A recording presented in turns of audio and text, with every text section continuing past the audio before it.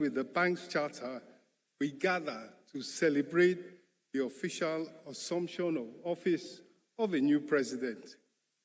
As chair of the annual general meeting, I extend my warmest welcome to all our esteemed guests, and I express my heartfelt gratitude to you all for being here, not just today, but even yesterday. Your presence does testify the enduring coalition that we have built, a coalition that's grounded in our shared vision of Africa's future development and its prosperity. Before we look ahead, as we surely will in a second, allow me to pause just for a moment to try to pay tribute, as we have been doing for months before now, and even as we did yesterday, to my friend, my brother, the remarkable Professor Benedict Orama. I must confess, it's a bit of a risky task, because how you encapsulate a decade and more of service in just a few sentences. But I will try, and I will just say that, look, over the past decade, under your visionary leadership, Afreximbank has not only financed trade across the continent, it has reshaped Africa's trade architecture and repositioned the continent in the global economic arena, from Benin to Togo, Chad to Côte d'Ivoire, and beyond. Your legacy, Professor, is indelibly written in our continent's development history. And we all know. We know the achievements: PAPS, AFCA, Transit Credit Scheme, Intra-African Trade, the 800 million facility for special economic zones, and so on and so forth. These initiatives have redefined how Africa does business. And under your stewardship, Afrexim supported the continent to weather, we know, so many storms: COVID, commodity price collapse, the Russian-Ukraine conflict, and even the current shifting global trade regime. Through it all, with vision, discipline, courage, and unshakable belief in Africa's future, you led from the front. Professor Orama, you have been a blessing to Afreximbank. You have been a blessing to the African continent. You have been a blessing to Africans in diaspora. Even as we celebrate, we must be mindful that challenges lie ahead. And this gathering is therefore not just ceremonial, it is a convergence of purpose, a reaffirmation of our common dream to build a prosperous, integrated, and competitive Africa. And so, it is with immense pride and optimism that I extend on behalf of the board, our shareholders, and the people of Africa, our heartfelt congratulations to Dr. George Elombi.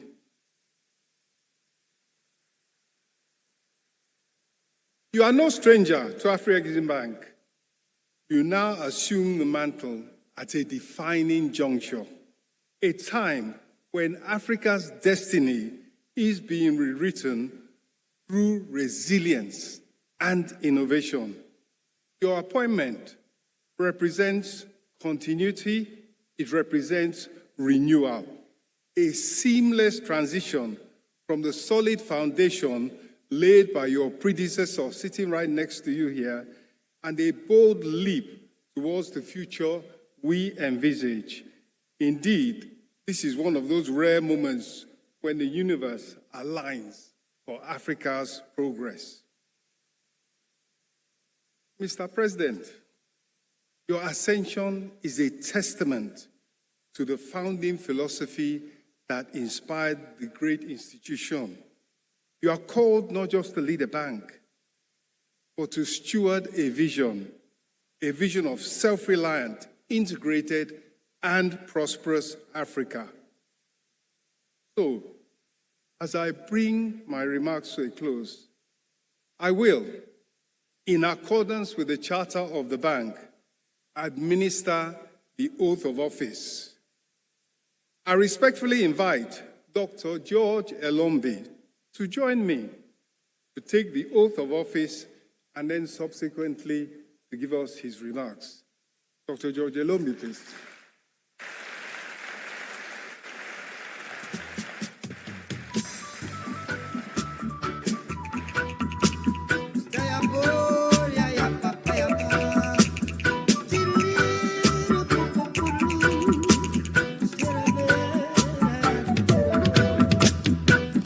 Africa unite, 'cause we're moving right out of Babylon, and we're going to our fatherland.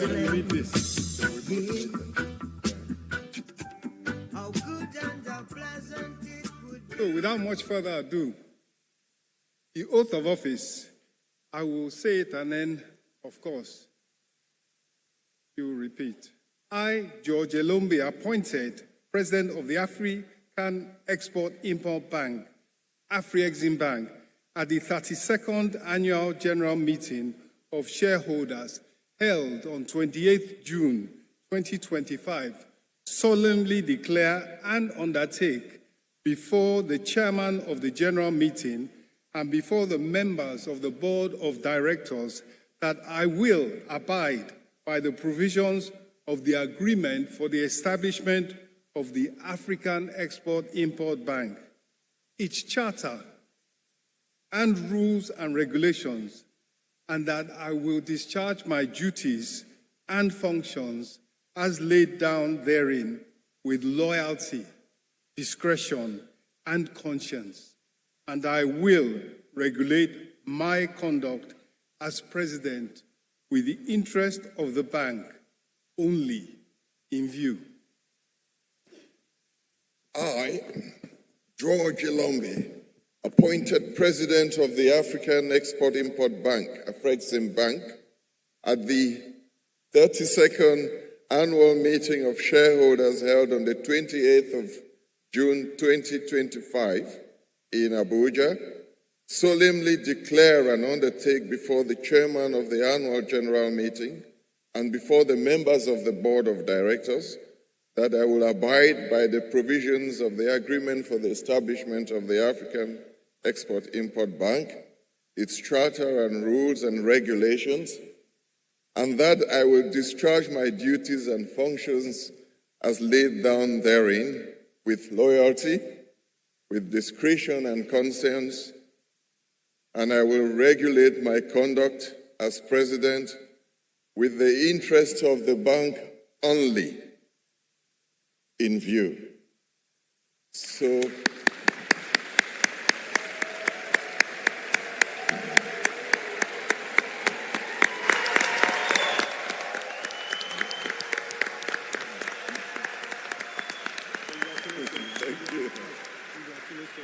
thank you, Chairman. Now that the oath is done, may I also add with the interest of Africa in view.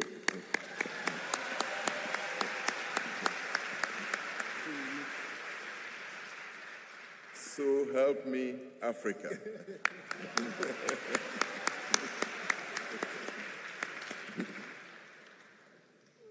So we need you to sign the formal document, and alongside the President-designate and now President, we are inviting Mr. Gerald Chihota on behalf of the Secretary of the Board, who will bear witness to the proceedings.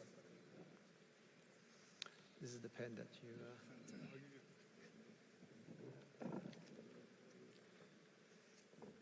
Gerald, please.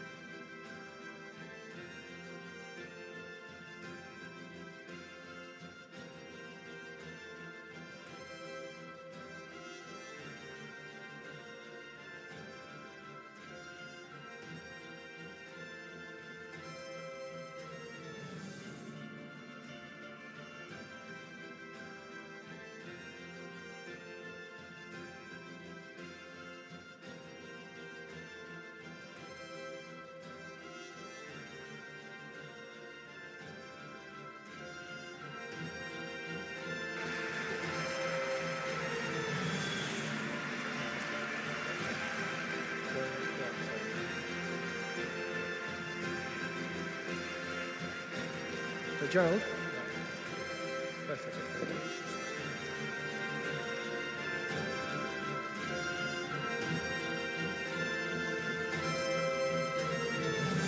Then we'll have another round of photos with Gerald. And may I invite the board of directors of the Afreximbank to join on stage for the group photo, please. The board of directors may join us, please.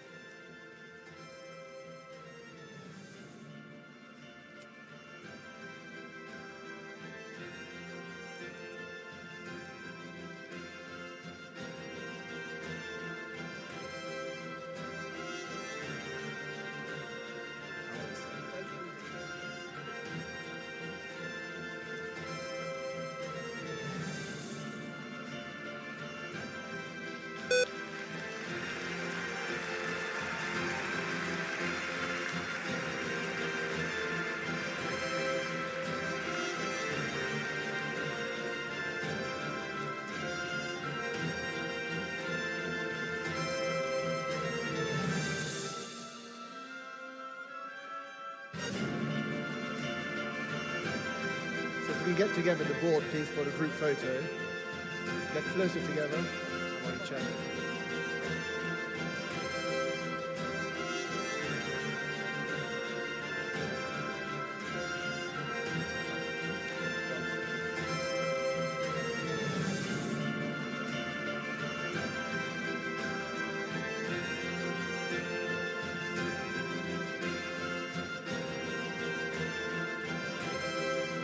We're going to have a photo of all the board members, please. Thank you. So, if we can...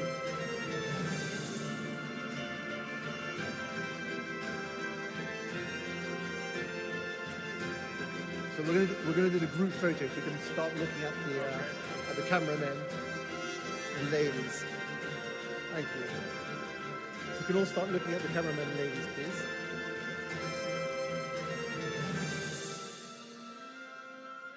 You want to be in the...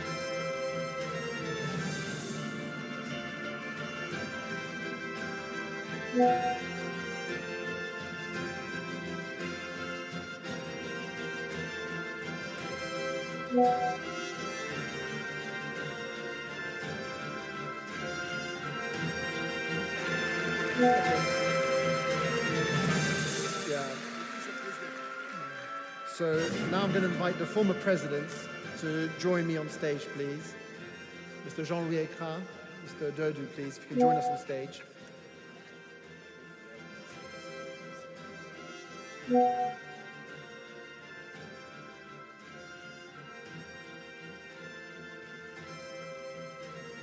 Yeah,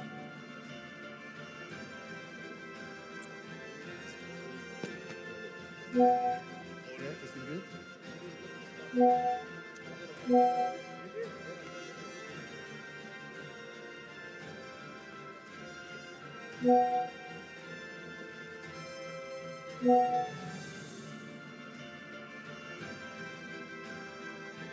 All the presidents are coming.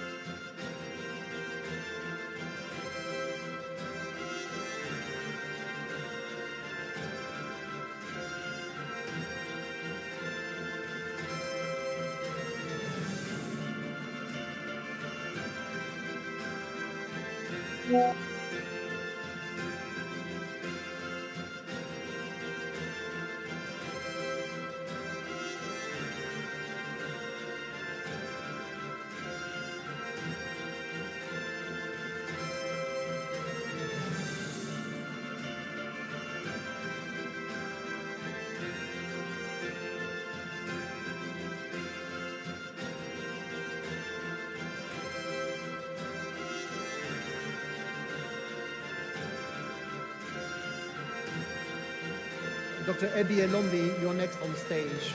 You can join us on stage, please.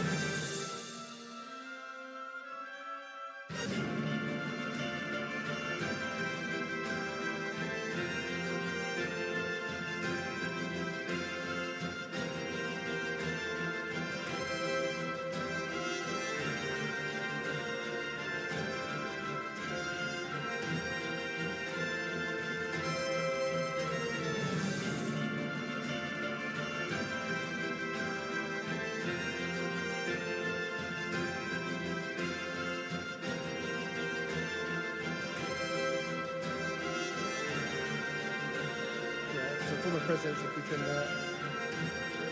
thank you. Busy guy.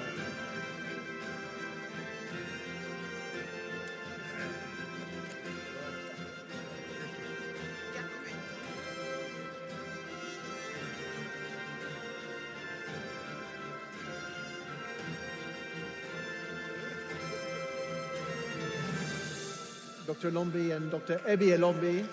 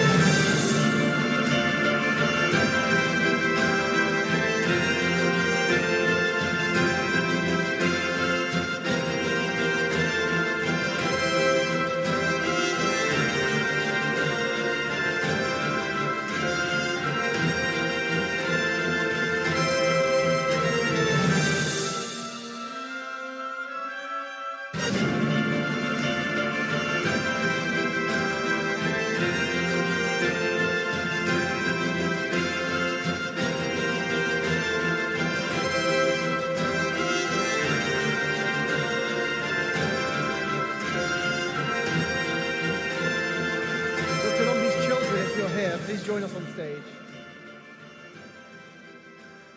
We'll have a family photo.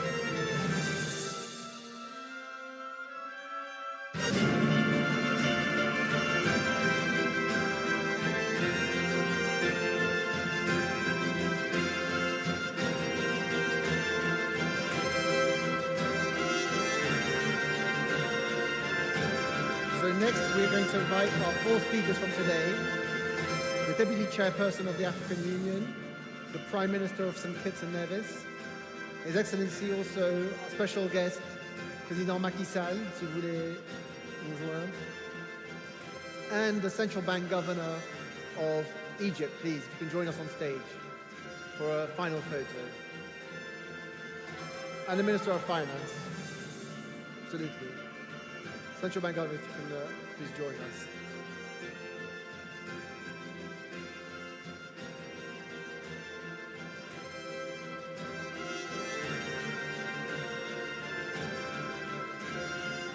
Vous allez bien? Merci.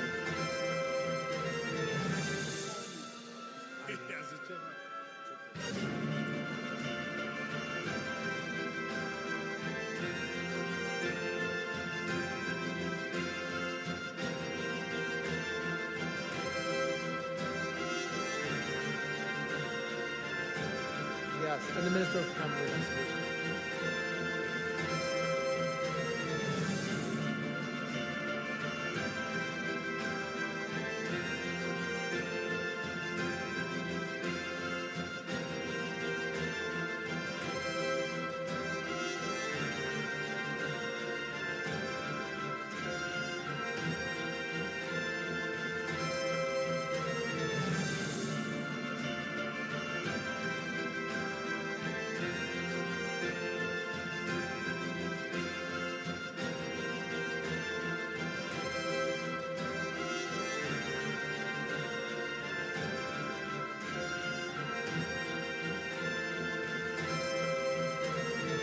So next, if I can ask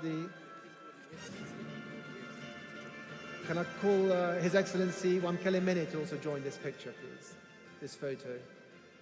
Your Excellency, please join us on stage.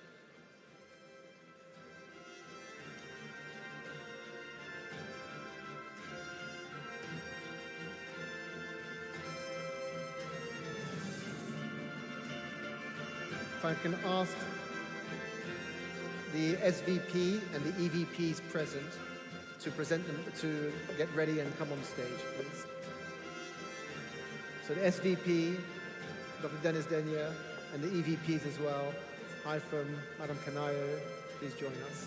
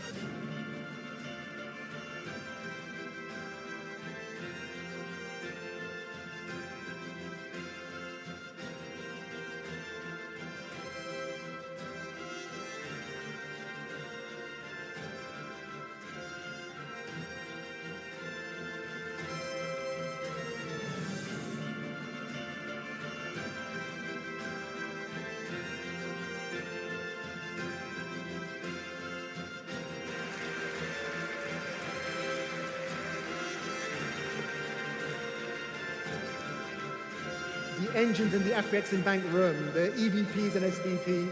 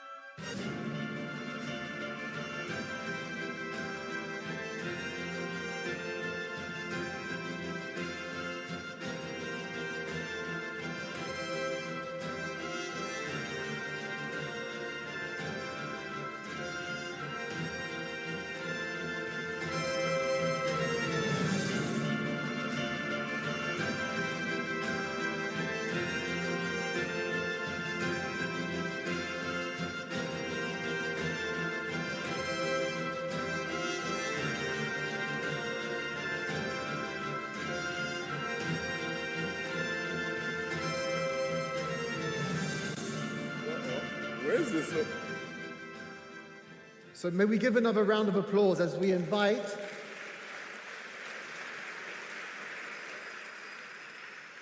we are inviting the President and Chairman of the Board of Directors of the African Export-Import Bank,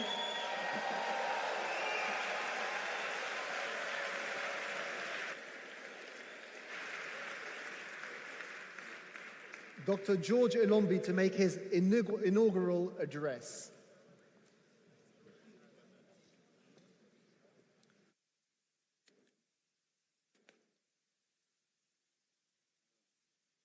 Thank you very much, MC. And now that the pictures are over, maybe I should tell you in a few minutes. The chairman was very severe. He said he wouldn't give me as much time as you did yesterday. Let me in 20 minutes tell you what it is that we plan to do in the following 5 to 10 years. But before I do so, perhaps I should confirm that I have adopted in full the protocols which the chairman, Minister Idun, had over here. Thank you very much, Chairman. Seeing is believing. We told very many participants and delegates and inquirers that you will be here to apply the oath so that I could become the president, and I was very confident of it. But they chose to believe that you were in another part of the planet, maybe with your ancestors, but it seems to have been the choice of your ancestors that you come back here. So long live our chairman, long live Africa's development, long live our trade.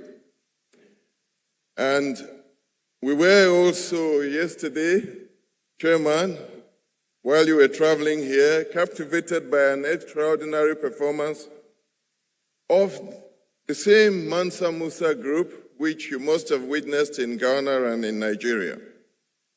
They are dedicated to telling Africa's story in the way that Africans would want it told. We owe them our thanks for taking us down memory lane and reminding us of the greatness of the African continent and its people.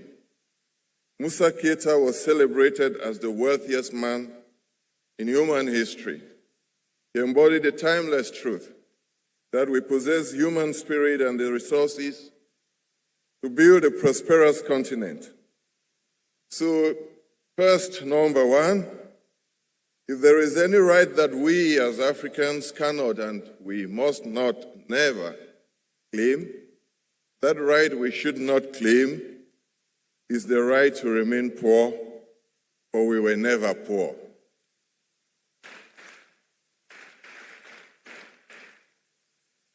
That's why you're gathered here today to witness and endorse what the transfer of leadership, and beyond that, what exceptional leadership can do.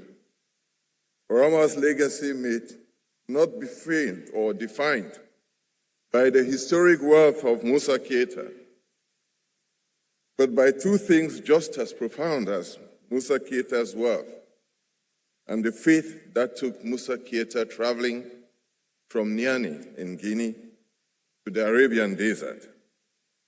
Orama's legacy is a different kind of wealth, a different form of African resilience.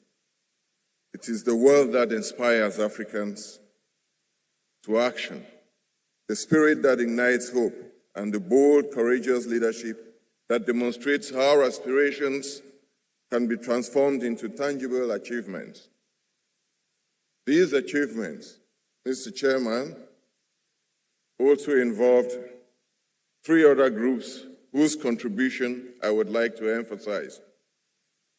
But let me say thank you to Professor Orama most directly.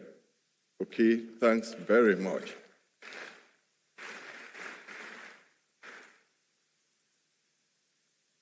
But we had 3 other groups of people we haven't said much of in the last 2 days. First, the shareholders, most of you gathered in here, the owners of this great institution. You have made extraordinary sacrifices. These sacrifices are long, a little too long to enumerate. Your last major sacrifice, the one you did, putting aside for a moment your decision to appoint me as president, was the $2.4 billion capital injection you made 4 years ago. That represents more than 92% of the $2.6 billion you promised. That is a resounding success for two reasons. First, you made the contributions at a time of severe economic shocks, when other priorities, important economic and social priorities, were calling for your attention. Second, you have completed your contributions over 1 year before the expiry date. There is no more powerful a message, there is no more powerful a way to convey your determination to see this institution survive.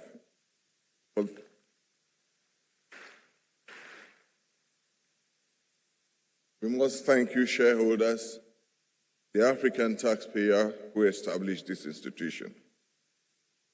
Another group is your staff, the people you trained, as the Minister of Finance of Cameroon said a minute ago, those you trained in your institutions of education, those institutions that produced the like of Professor Orama and Chandir and the others.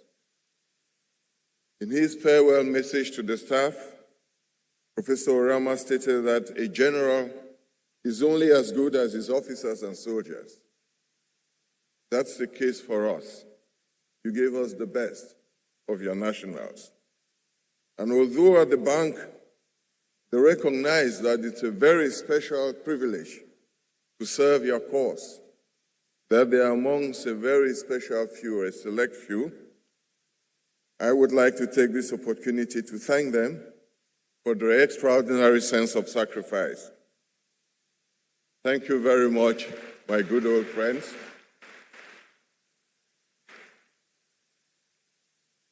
But just in case you think I'll leave the credit committee without those very tough questions, I'll still be there. But, distinguished invitees, the board of directors is another group. They have served your institution for some time and for a long time, and I have served that institution too. At management level, we would like to thank you for the quality of the men and women you appoint to the board. I say this not just as one of the platitudes you would hear as you go from place to place. I say this because in 30 years in the bank, and I could go a bit further, Mr. Dodo is still there if I am wrong, we were used to open contradictions, so he's free to contradict me right now as he sits. He created the institution. We have had the best set of directors that the African continent has ever given to any of his institutions.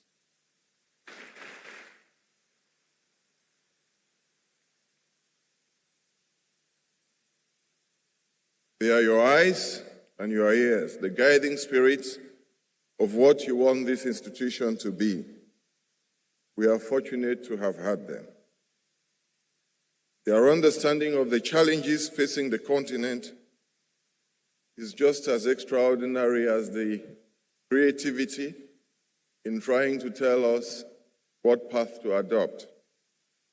Unless they saw the urgency in the COVID interventions, I can assure you all the determination of Professor Orama, the nights of strategy we had in management would have gone to naught. They understood it, and when the staff papers were presented to them, it took only a few days, 3 days, a few hours for a few calls for them to become convinced that their continent was in need of a very drastic intervention. They're all seated over there, the ladies and gentlemen on my right-hand side. I'd like to thank you.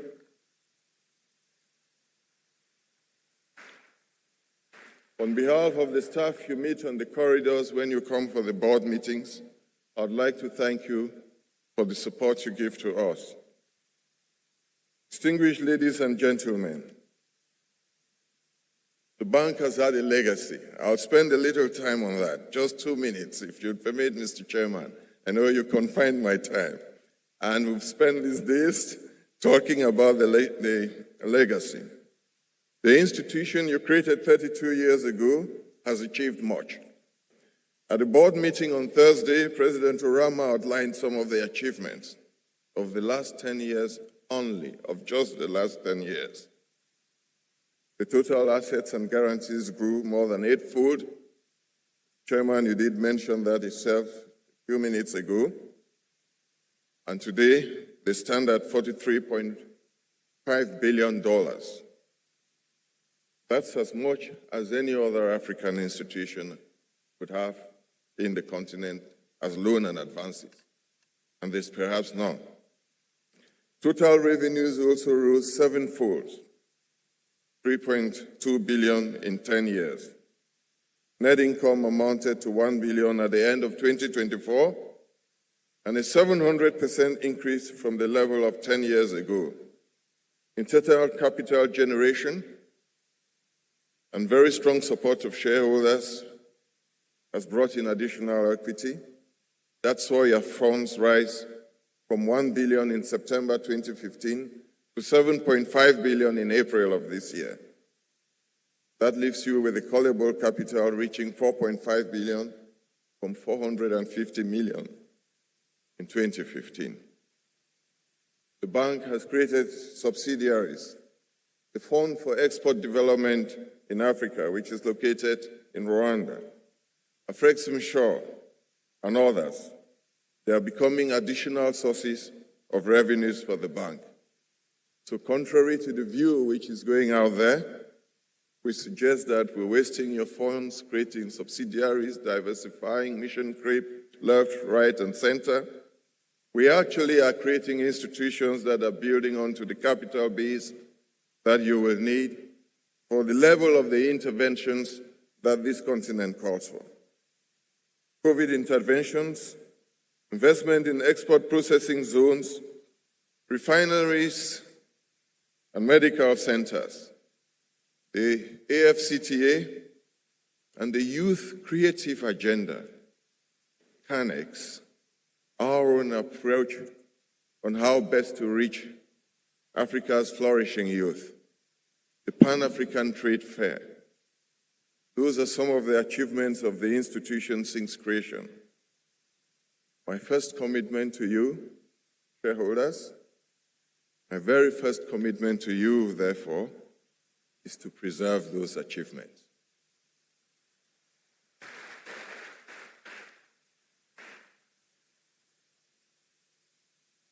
But with a view to the future, this moment too is an occasion to reaffirm our unwavering commitment to carrying forward this legacy, to make it deeper, create more impact, strengthen the partnerships, continue the mission of building an Africa that first trades with itself and thrives on its own terms.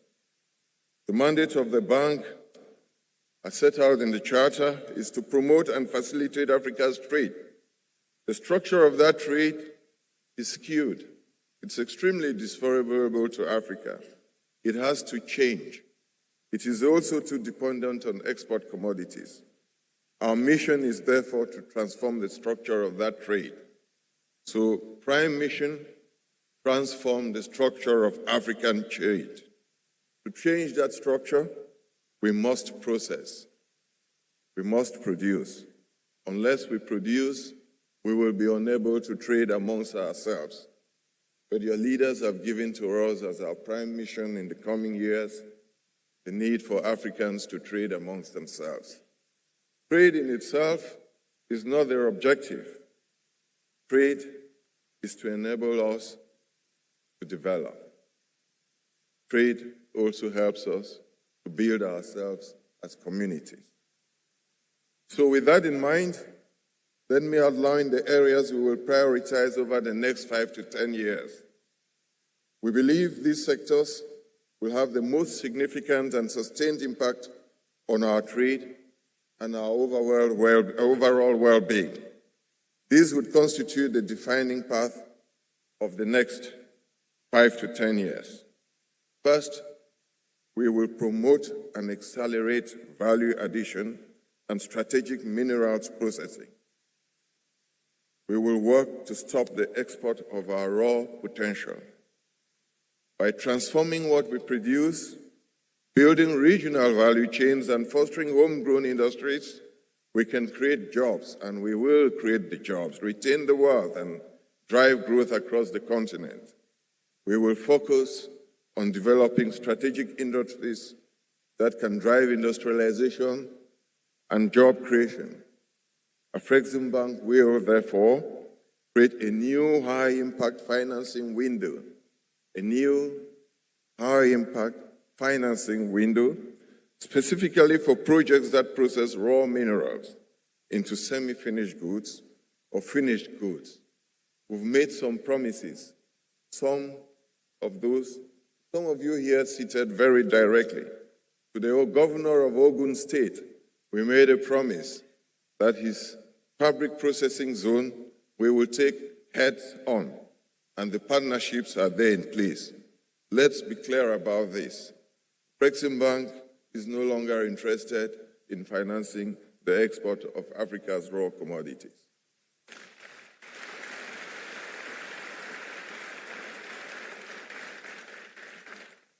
I know we have many partners in here, and I know you would be sending text messages, calling our colleagues in the regional offices for financing. Let's be clear.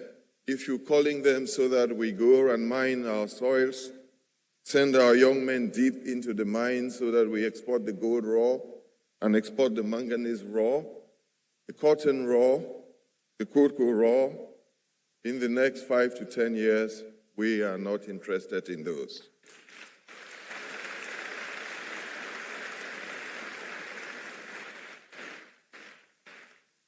We intend to establish a strategic minerals development program that to process, to finance entire value chains, from extraction and refining to manufacturing finished components. Instead of exploiting those raw lithium from the Congo, the Democratic Republic of Congo, for instance, we will finance factories to produce lithium-ion batteries locally.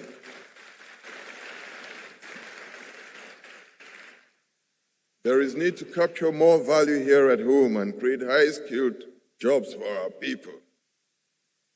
Instead of exporting raw bauxite from Guinea, I met the Guinean minister a few minutes ago for the first time. He is attending these events for the first time too. Honorable Minister, maybe I'll have to say to you again in French after this. Mais pas question de la bauxite exportée dans son état naturel.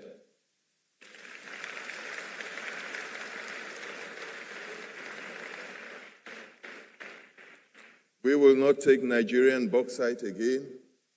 Mr. Chairman, when I take off your hat of a chairman and speak to you now more directly as a minister of finance, then we could be a bit more crude and more forward-taking. No more Nigerian bauxite or Gabonese manganese or Cameroonian bauxite or South African bauxite raw. We are not interested.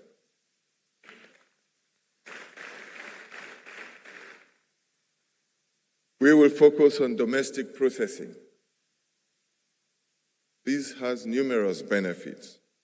Mr. Gan Gupta of the Arise Group, with whom we have tried some of those, spent some time telling us that by processing the minerals, we also help to develop the infrastructure. We improve your forex earnings. He did make it clear to us that in most cases, less than 20% of the investment actually goes to the mineral extraction itself.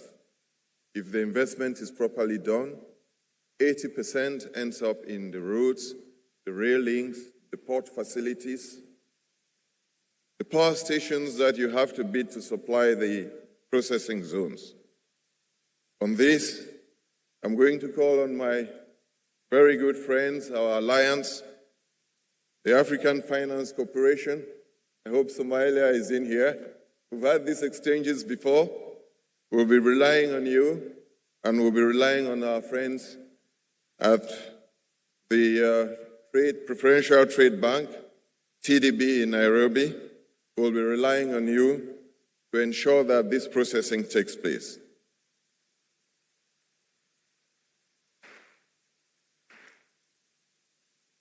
Next, our second priority is to deepen intra-African trade and regional integration. The success of our value addition agenda of the need to process will ultimately depend on our ability to secure markets for the goods we produce. In this regard, the heads of states have mandated us to ensure that the AfCFTA works. It represents a vital platform for advancing value addition and export manufacturing. We will intensify efforts to break down trade barriers. We will work with the team led by Ambassador Wamkele to break down barriers, strengthen cross-border infrastructure, and foster seamless movements of goods, services, people, especially people, and capital across the continent.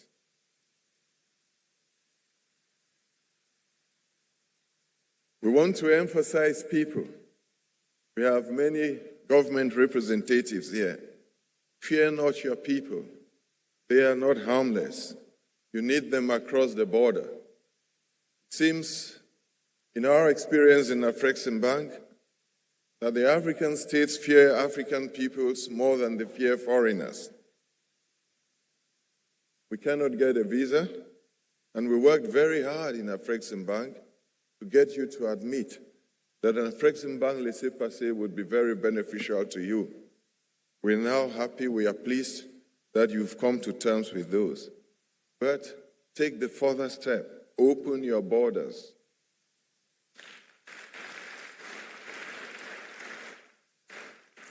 Open your borders to your own people. They do no harm.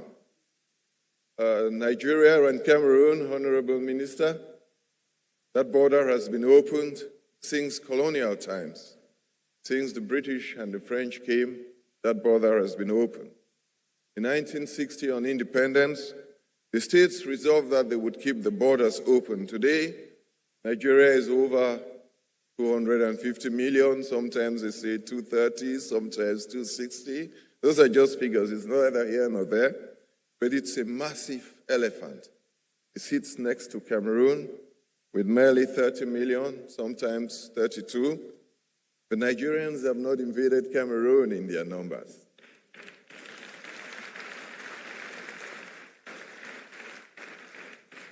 They trade freely. The free borders mean that Cameroonian students move easily into Nigerian universities to study. Fishermen come from Cameroon to do their fishing and back. So long as they know they can come and go, they really have no difficulties trading freely. Everyone is free, including thieves. They too come in, steal, and go back. They'll never stay.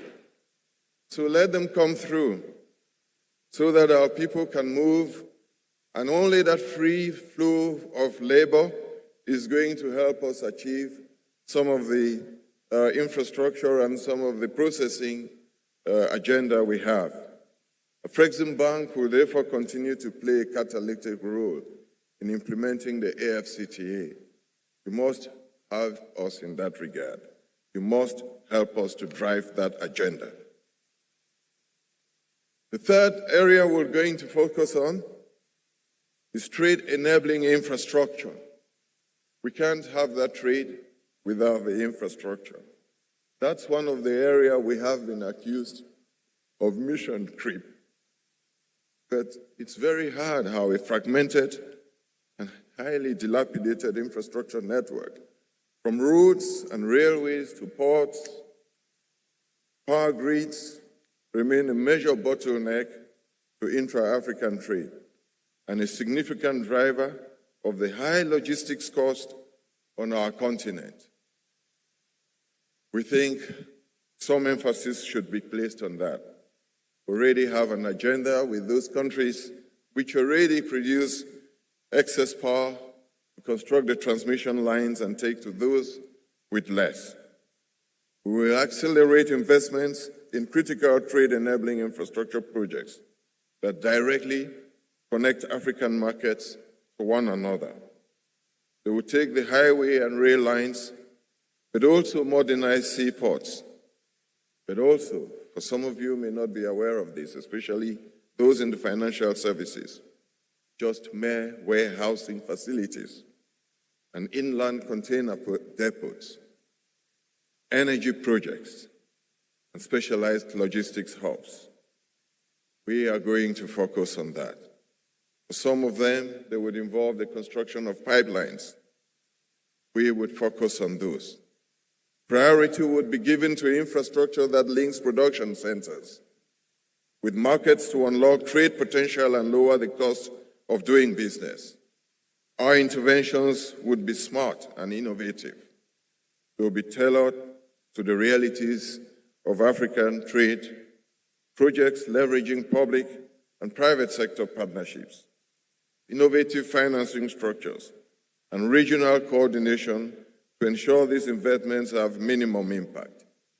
A key initiative under my leadership will be the creation of a shared, integrated infrastructure ecosystem for trade, something aimed at leveraging existing trade-enabling infrastructure in a very cost-effective manner, so that the countries which do not have can rely on the infrastructure next door. Fourth, we also think that Africa should not be left behind in the digital and innovative technologies. That's going to be an important area over the coming years. Innovation and technology are appointed extremely potent forces for change in Africa's economic landscape, and they offer a direct way to leapfrog persistent development challenges, dismantle barriers to trade, improve efficiency, and create new opportunities for growth. Together, they create an environment where African businesses can compete globally while they strengthen regional economic integration. We must therefore embrace new technology. We must embrace them with our arms open. We must invest in digital infrastructure, in platforms for e-commerce and payment platforms that advance analytics and artificial intelligence and machine learning to create a seamless digital ecosystem to unlock Africa's full economic potential. Afreximbank has already launched and commercialized some of this digital infrastructure and ecosystems. The African Trade Exchange, ATEX, African Trade Gateway, and the payment system. So this is not new in Afrexim. This is merely to enhance that which already is being done. And it is to strengthen this, I will elevate artificial intelligence as a priority to leverage its tremendous transformative potential. We have to begin to think. Perhaps we should now begin to explore the creation of a Pan-African digital currency, which includes stable coins. I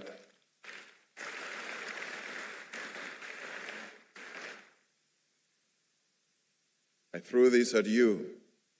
I know some of the governors are a bit itchy about, but we're just doing that just as yet. Dear governors, we will come to you with a working paper. Fifth, we think there is now need to mobilize global African capital in the most aggressive way. Through a bold and decisive actions, we are rebuilding the once broken ties between Africa and the people of African descent around the world.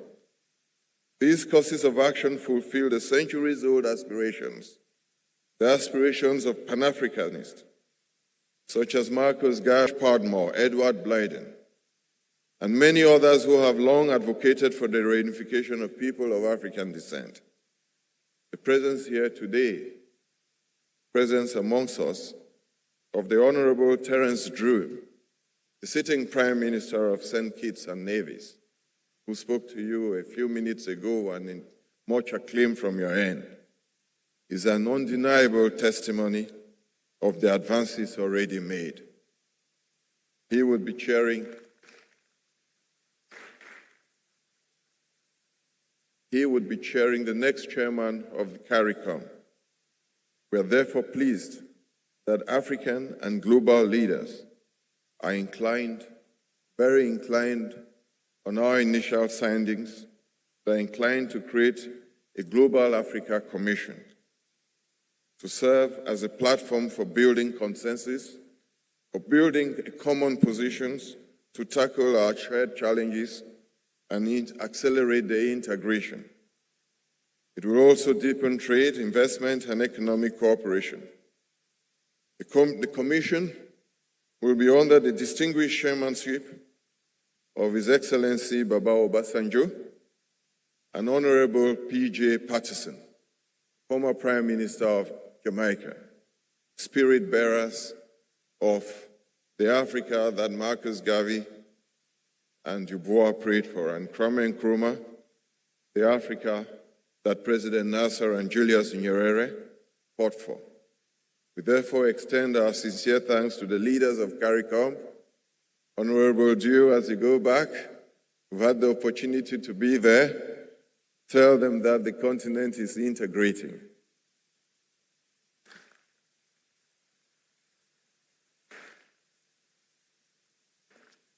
I am most particularly interested in that integration.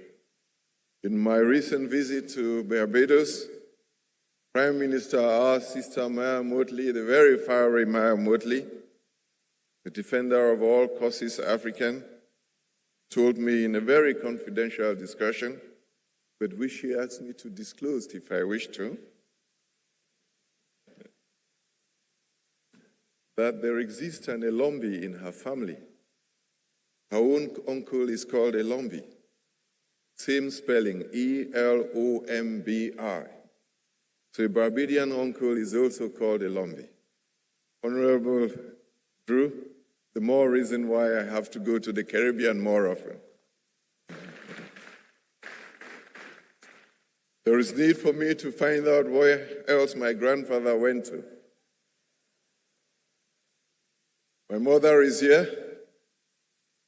I know that her grandmother was a very adventurous woman. And Tiffany, I think Iya Tukubato, your grandmother, was a very adventurous mother. She traveled quite widely. But I'm not sure in all the studies, in all the findings I did in the family, no mention was made of another Elombi so far off in the Bahamas. So I'll be visiting more often, Honorable Jew, because perhaps the secret is there in the Bahamas. And should the secret be there, that's the more reason why we should integrate a little more. It is no coincidence that the Commission's composition, the Global African Commission, to it, we've given great prominence to Africans in the Caribbean, underscoring our belief in the movement towards one global Africa. And by global Africa, we mean not only those on the continent, but also our brothers and sisters of African heritage in Latin America, in as close as Brazil, and as far as Colombia, and in the United States and elsewhere in the globe. Global African resources. Remember, I was talking about the mobilization of global African capital. So global African resources and global African capital will therefore be made to work for global African development. Too often African wealth, whether held by the diaspora or our own businesses and government sovereign funds, this wealth is invested elsewhere in the world. We will intensify efforts to connect this vast pool of capital from sovereign wealth funds, pension funds, diaspora investors, or private equity back to Africa's growth. Afreximbank will create innovative financial instruments, trusted co-investment platforms, and a pipeline of bankable African projects to allow African capital to flow to African opportunities. This is not just about financing. It is about ownership. It is about redefining the narrative of African development. It's time for Africa's wealth, wherever it resides, to work for our own future. The fifth pillar is the financial strength of your institution. At my appointment, our shareholders and President Urama set an ambitious goal to grow Afreximbank's balance sheet to $250 billion within 10 years. We thought that was quite a demanding task. So we went around consulting.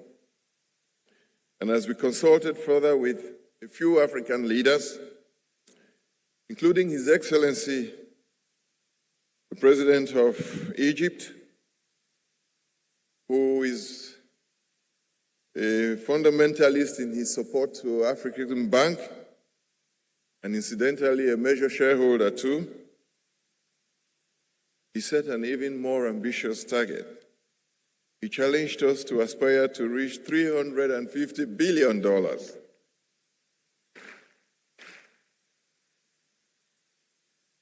That's extremely typical of him. This, therefore, is just not about figures and numbers. The message we took from debating the matter a little further with him, the message we took is that it was more a call for impact, for a momentous change, and that the foundation is already there. It's been laid over 30 years. And after 30 years, we ought to be creating greater impact than we have. It reflects a sense of urgency among our heads of states to build a financially strong and globally relevant African institution.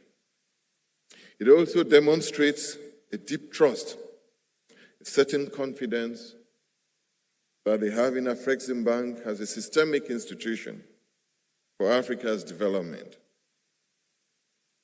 So they're committed to supporting it in all circumstances. And for this, we will not disappoint.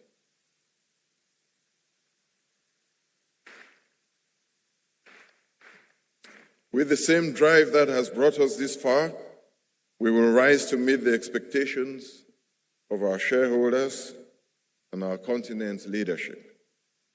We recognize that only a strong and well-capitalized institution can make the scale of investments and interventions required to transform Africa's trade and the trade infrastructure and the development landscape. But what is it that gives us confidence that such growth is in our strategic focus?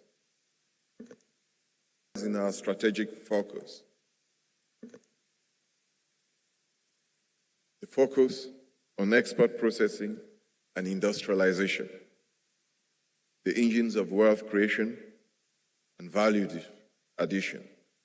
We would rely on our own resources to do so. Honorable Drew, the paradox you described, by some coincidence, I think my colleagues and I who put this statement together also did think of a similar paradox along the same lines. You had no money, so you asked for money, you were told you were too poor to get the money. And when you had the money, you were told you were too rich to get some more. But we also did describe here that we've been investing in the wrong places.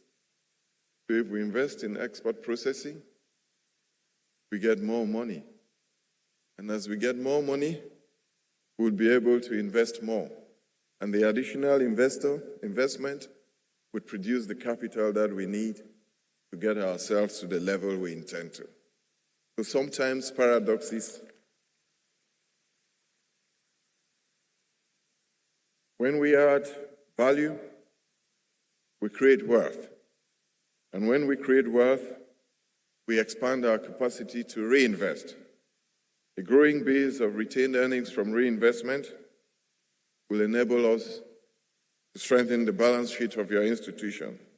It will enable us to disburse more funds for high-impact projects, which in turn generate wealth and further drive growth. So as we put the money in the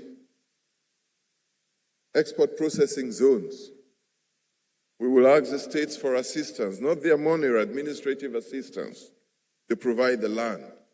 As we do so, you will hear more criticisms in the press about mission creep.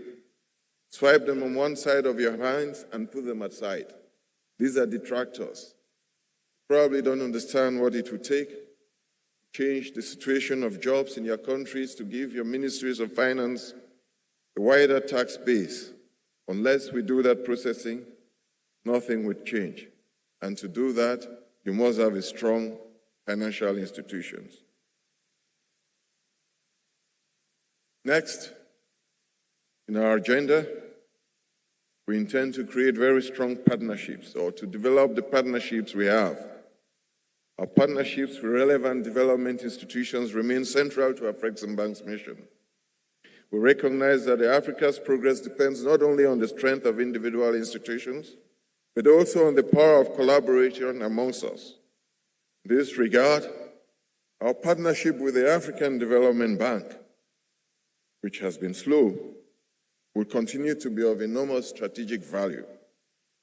We are particularly delighted, we're extremely delighted, by the appointment of the new president of the African Development Bank, a long-standing friend of Afreximbank, who has previously served as president of the Arab Bank for Economic Development in Africa and as a member of the board of Afreximbank. His very deep understanding, Mr. Sidi Ultar, his deep understanding of Africa's development finance landscape gives us hope, gives us renewed confidence in the future of our collaboration.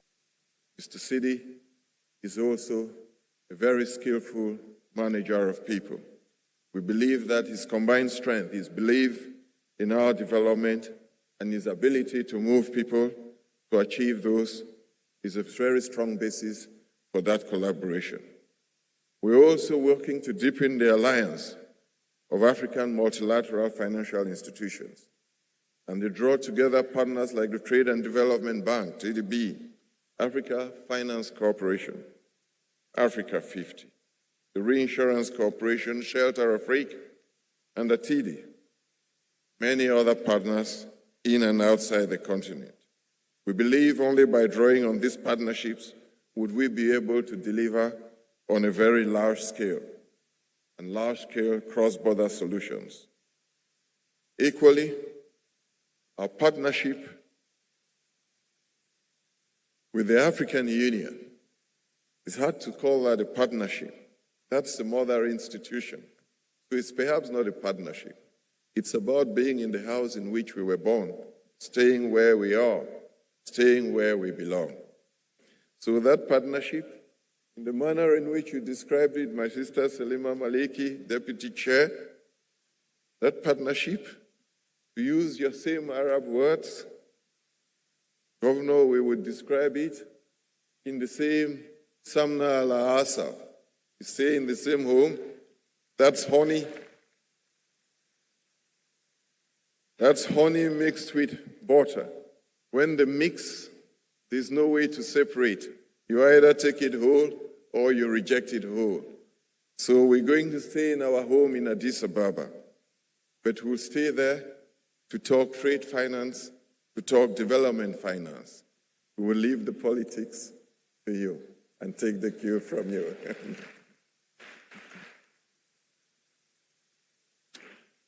And through these partnerships, we'll continue to provide practical financial and institutional support to accelerate African trade.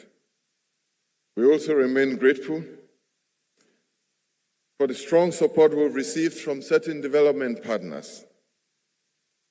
The Islamic Trade Finance Corporation, China Development Bank, China Afreximbank, the Russian Export Center. Their support and trust have been instrumental in expanding Afreximbank's capacity to deliver impactful trade-enabling projects across Africa. The Standard Chartered Bank has been a strong supporter in that initiative. As we move forward, Afreximbank will continue to build, strengthen, and expand these partnerships because we know that Africa's success will be defined not by isolated standalone efforts, but by a shared vision, sharing the resources and sharing our commitment to our continent's development. The details of these 6 or 7 areas of emphasis that I have just outlined. Mr. Chairman, I'll be over very soon. I've finished with the vision, with the agenda for the way forward, so I'll be over in a few minutes, but the details of these will be set out, and the specific programs and interventions we'll be doing to promote these agenda items will be outlined in the 7th strategic plan that Afreximbank would release in 2026.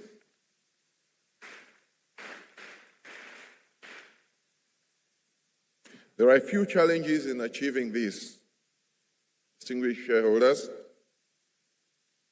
and we do recognize them. Most would be due to the financial, economic, and political environment as they develop, as we confront them week on week, month on month, decade on decade. Like most financial institutions, Afreximbank has developed mechanisms to respond and adjust to these changes. In truth, your bank has developed its own special mechanisms for recurrent challenges. That is why it has gained a reputation across the continent as a counter-cyclical institution. That is why it develops a capacity to respond very quickly. And a particular type of challenge, but right now, the challenge that we face is quite unique. It is new. It is not driven, nor is it justified by economic circumstances, political, environmental, social circumstances. That challenge is not of a general nature. It is targeted at African multilateral institutions, which are owned and controlled by you. There is a worry. The attacks have become increasingly hostile. What is quite ironic is that these attacks are not because we fail or we seem to be another African failure. It is because we are successful. The more relevant we become, the more disruptive we are considered to be, we are seen to be in certain quarters. Today, we are misguidedly accused of playing in fields that are supposedly the preserve of others, a phenomenon that has mischievously been called mission drift or mission creep. Sometimes we hear it even from African quarters. Some observers argue that Afreximbank should confine itself strictly to trade finance, and so they overlook the deeper realities of Africa's economic landscape. If we confined ourselves to trade finance, how would we produce a massive refinery, the biggest of the type Alhaji Dangote has constructed?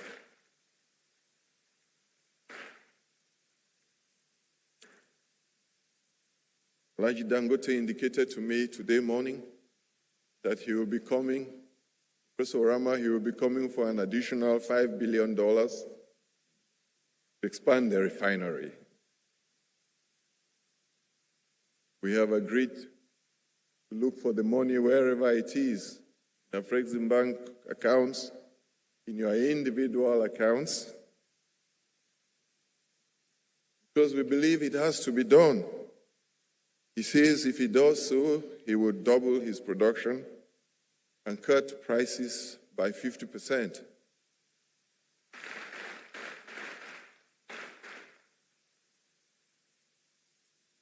Clearly, for Nigeria and for all the countries along that West African coast, this would be a significant change. But we are told in Afreximbank that for dealing with that, we are mission creeping. This is a bit strange. It is actually a fundamental misunderstanding of our mandate. Our mandate is very badly read. It is even, on the words of it, inconsistent with the very literal reading of Afreximbank's charter. How will African trade survive unless African trade can produce? And how would it produce unless we transform the very structure of that trade? So we'll continue to do the Dangotes, and we'll continue to do the other massive projects, the cotton processing zones, that will change the outlook in our continent. Next, we are said to be entitled, not to be entitled to what is described as a preferred creditor status. That status you give to us in the treaties that you have signed. Unlike other multilaterals, the large multilaterals which were created several decades ago, the Afreximbank preferred creditor status is enshrined in its treaty.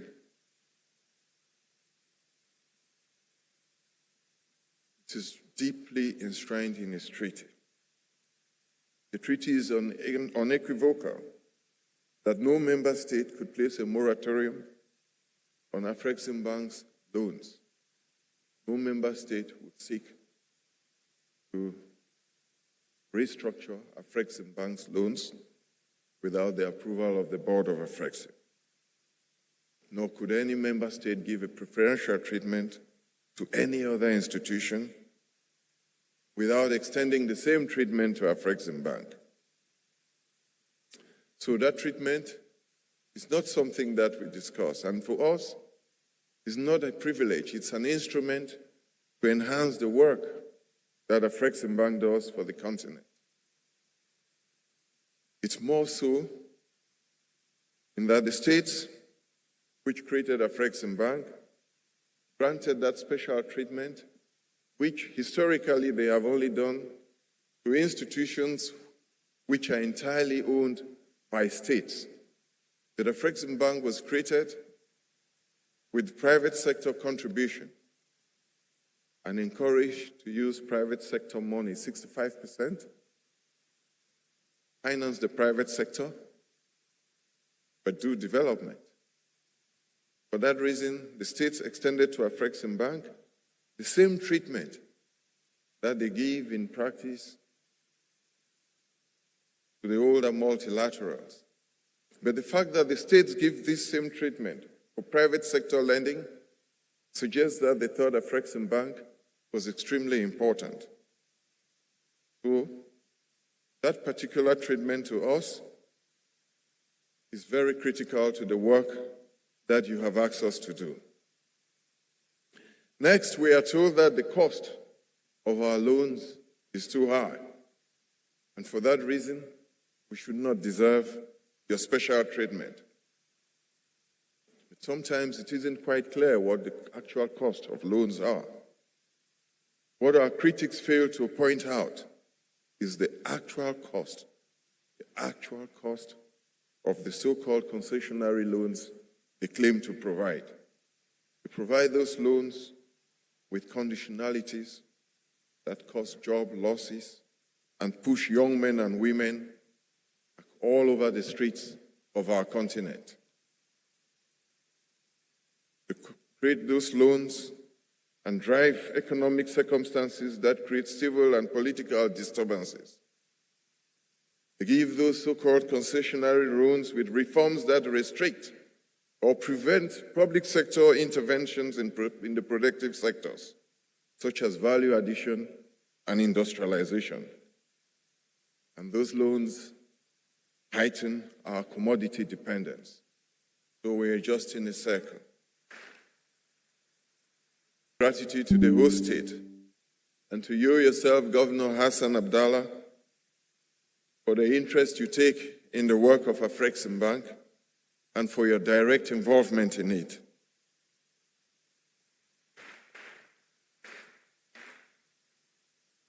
Ambassador Selma Malika, take the message home back to Addis, our home, that there is no intention in Afreximbank, just in case there were some fears over there, there is no intention here to change what is. We would remain in our home, working together with Addis.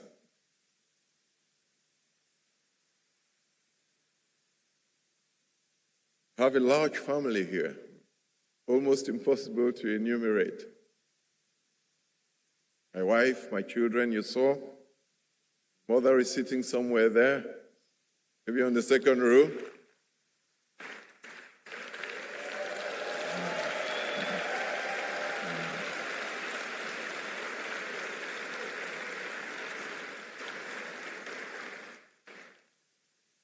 I call this mother Auntie Fanny. But I have another mother called Mama Aisha. She also sits in there.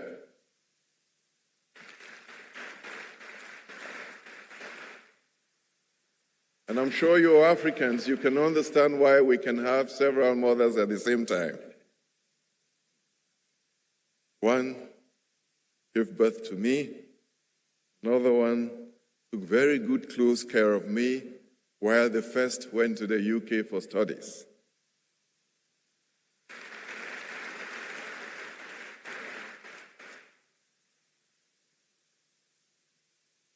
Finally, Mr. Chairman, let me say thank you to a very special individual we have in here. His name is Alhaji Yusuf. He may be somewhere in the crowd, a little tired. Maybe he isn't in here today, but he was quite visible yesterday. Alhaji Yusuf is from Ghana.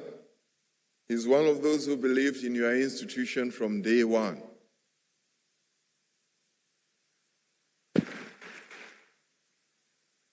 Most investors in your institution were corporates. Alhaji Yusuf and a few others, Chief Odogu, maybe 3 of them, were individuals. At the time, he was developing his own investments in Ghana and trying to grow them. And when Babacar Ndiaye convinced him that the Afreximbank was a development objective, Alhaji Yusuf diverted much of his resources and invested as seed capital in Afreximbank. It was a very courageous move from an individual.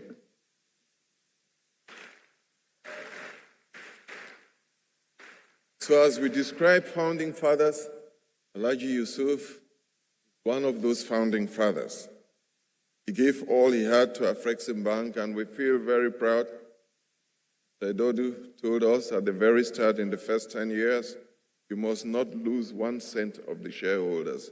Alhaji Yusuf, we feel proud to be able to report to you that not much has been lost of your investment. It's been preserved intact. Thank all the founding shareholders of Afreximbank. Thank you very much for spending this time to listen to me, Chairman.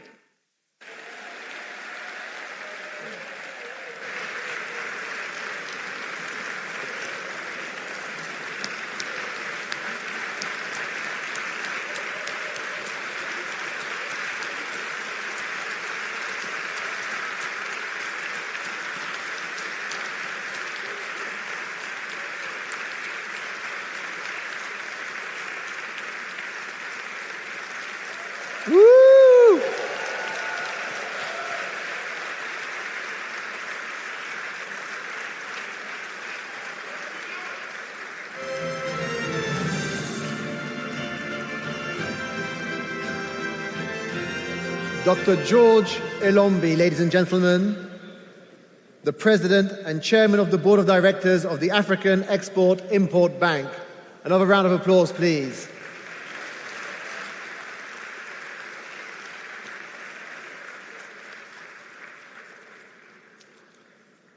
President, we can feel your conviction, your vision is clear, and your call for action is heard.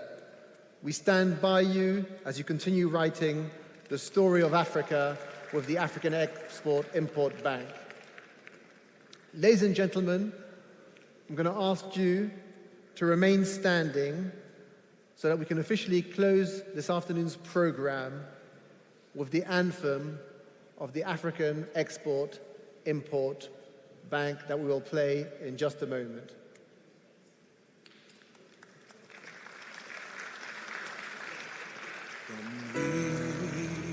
Within the shores of the motherland and far beyond, with dignity we rise and we build a bridge for all.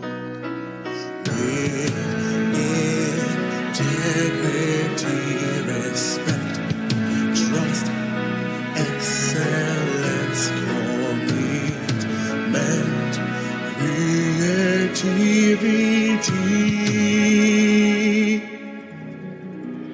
We will build for Africa's prosperity. We will build for the now and posterity. As we standing together, we prepare to forever. We are transforming Africa's way. Oh, we are Afreximbank.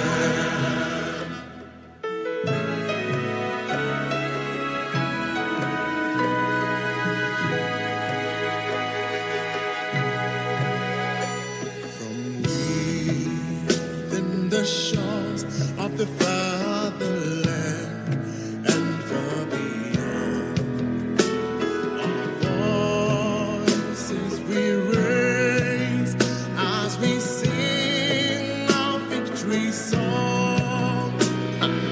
With integrity, respect, trust, excellence, commitment, creativity.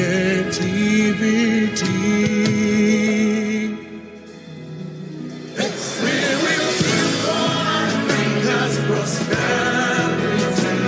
We will build for the now and posterity. As we standing together, we prepare to forever. We are transforming Africa's way. Oh, we are Afreximbank. We will build for Africa's prosperity. We will build for the now and posterity. As we standing together, we prepare to forever. We are transforming Africa's ways. Oh, we are Afreximbank. Oh, yeah, my way, salam. Oh, yeah, my way, salam.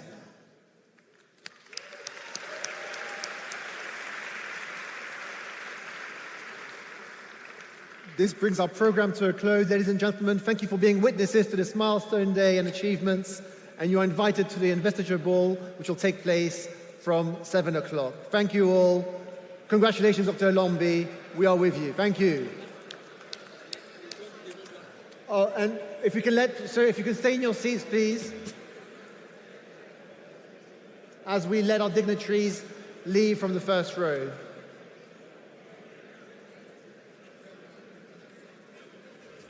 If you can stay in your seats, please, as we leave our dignitaries leave from the front row.